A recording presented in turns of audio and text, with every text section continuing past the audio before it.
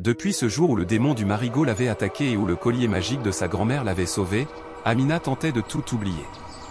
Elle avait juré, le cœur battant et les mains tremblantes, de ne plus jamais s'approcher de ces eaux sombres, du moins, c'est ce qu'elle croyait.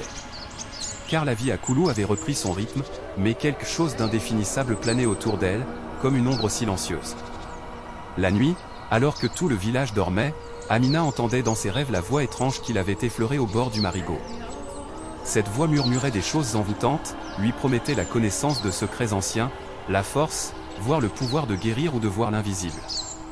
Parfois, la voix paraissait douce, mielleuse, et d'autres fois elle devenait froide et insistante, la suppliant presque de revenir au marigot, de regarder l'eau, juste une fois.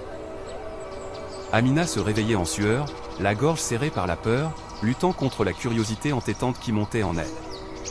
Mais chaque matin, lorsqu'elle posait ses doigts sur le collier de sa grand-mère, elle se sentait protégée.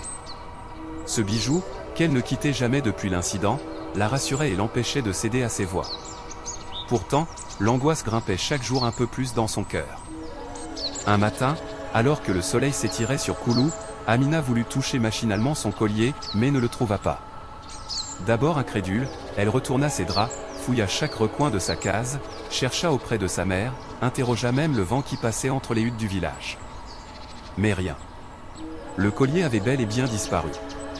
Un vide glacé envahit soudain sa poitrine, c'était comme si toute la protection qui l'entourait avait disparu avec ce petit bijou. Amina s'effondra sur son lit, submergée par la tristesse puis la peur. Était-ce un accident, ou le signe que le démon ou la voix mystérieuse avait repris l'avantage? La nuit suivante, la voix devint plus présente que jamais. Elle lui chuchota, dans un souffle humide, « Tu cherches le collier? Viens. Viens au marigot. Tu le retrouveras là où tu as connu la peur. Il t'attend, ainsi que ta vérité. » Le dilemme d'Amina était immense. Elle sentait grandir en elle l'angoisse, la tentation, la colère d'avoir perdu le souvenir précieux de sa grand-mère. Elle savait qu'elle risquait tout en retournant près du marigot, mais le besoin de retrouver le collier et de faire taire, une bonne fois pour toutes, la voix perturbante, devint plus fort que jamais. À la lumière d'une lune voilée, cœur battant, Amina s'avança seule vers la lisière du marigot, là où sa propre histoire avait failli s'effondrer. Elle sentit la peur, la tristesse et la colère se mêler à une inflexible détermination.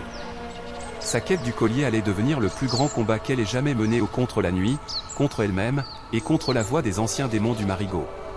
Mais ce qui était sur le point de se passer dans cette nuit reste hors du commun. Restez branchés sur notre chaîne pour vivre ce moment unique avec Amina, car elle était sur le point de risquer sa vie pour un collier contre l'esprit du marigot.